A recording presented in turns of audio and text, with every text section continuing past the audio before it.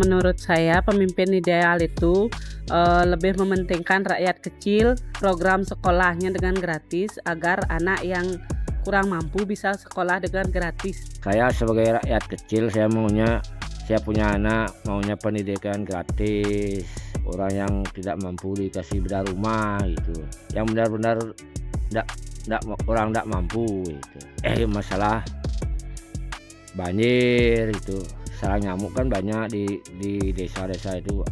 Gimana solusinya Bapak? Pemimpin sana becik, memperhatikan rakyat, memperhatikan pura-pura, memperhatikan orang yang tidak punya suami, yang tidak punya orang tua. Jujur, ikhlas, melihat ke bawah, tidak mengenal-kirikan siapa-siapapun, menyesuaikan dengan situasi kondisi yang ada. Kedua, kedisiplinan itu ada jenjangnya. Disiplin dalam rangka kita melaksanakan tugas sesuai dengan aturan yang berlaku. Yang pertama, pemimpin yang ideal tuh dia tahu apa kebutuhan dari organisasinya, kenapa dia harus memimpin, kenapa dia harus ada untuk organisasinya tersebut, apa yang dibutuhkan oleh organisasinya tersebut. Semisal organisasi tersebut tuh membutuhkan dana yang lebih, jadi pemimpin itu udah tahu harus ngelakuin apa. Yang kedua, pemimpin yang ideal itu adalah pemimpin yang tahu harus melakukan apa. Seperti yang aku bilang tadi, yang pertama kita harus tahu kenapa kita harus memimpin, yang kedua kita harus tahu bagaimana cara kita memimpin, dan yang ketiga adalah apa yang harus kita lakukan ketika kita mengalami krisis keuangan dalam organisasi atau hal yang kita pimpin. Kita harus tahu apa yang harus kita lakukan, step by step apa yang harus kita lakukan, apa yang kita harus siapkan, dan beberapa hal lainnya harus disiapkan. Selanjutnya, pemimpin yang ideal menurut saya adalah pemimpin yang memperhatikan anggotanya. Tidak bisa dipungkiri bahwa sebuah organisasi tersebut atau sebuah organisasi atau badan atau instansi terbentuk dari susunan keanggotaan, yang dimana anggota adalah salah satu penggeraknya. Kalau kita tidak memperhatikan bagaimana keanggotaan tersebut, sudah dipastikan bahwa organisasi tersebut tidak akan berjalan.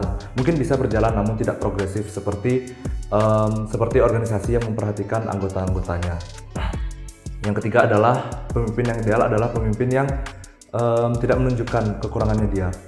Pemimpin itu kepala, jadi kepala dari organisasi. Ketika kepala merasa dia kurang atau merasa dia kurang mampu dalam menjalankan tugasnya, bawahannya pasti juga akan merasakan hal yang sama. Jadi itu 3 hal menurut saya pemimpin yang ideal. Kalau menurut saya pribadi, pemimpin yang ideal itu adalah pemimpin yang bisa menjadi contoh untuk anggota-anggotanya, yang bisa meningkatkan pengalaman, skill untuk anggota-anggotanya dari apa yang pemimpin itu punya. Jadi pemimpin yang ideal itu menurut saya itu pemimpin yang bertanggung jawab dan juga memiliki komunikasi yang efektif, bisa menjadi contoh di lingkungan sekitar maupun di anggota-anggotanya. Pemimpin ideal menurut saya itu gimana pemimpin itu punya kemampuan komunikasi yang efektif agar bisa berkomunikasi yang benar dengan anggota timnya, sehingga informasi yang mau disalurkan itu tersalurkan dengan baik. Menurut saya pemimpin ideal itu pemimpin yang bertanggung jawab, yang bisa membantu dan mengatur teman-temannya juga biar program atau hal yang mereka laksanakan itu terlaksana dengan baik. Kalau pemimpin yang baik nih menurut yang terutama harus bertanggung jawab nih. Yang kedua, jujur dan berintegritas dan memiliki power untuk menggiring kelompok atau teman-teman untuk mencapai visi dan misi yang ditentukan.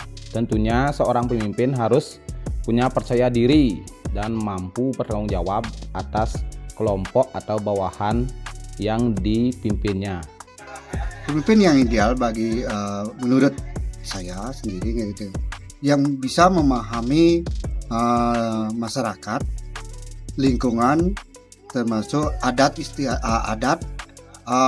keseluruhannya gitu, yang memahami apakah itu yang namanya keuangan, dalam konteksnya Pokaro, semua yang bisa memahami keadaan yang ada di Banjar itu sendiri. Menurut yang pemimpin yang betul-betul yang bisa mengertilah keadaan itu yang utama, dan terbuka sama masyarakat, apapun itu, masalah keuangan, masalah apapun itu, yang penting terbuka. Ya, itu menurut yang yang namanya adil begitu. Pemimpin yang tahu benar, baik, membedakan antara benar, baik, salah, keliru. Dari situ dia akan bisa memimpin atau mengarahkan daerah yang dipimpinnya itu ke arah kemajuan.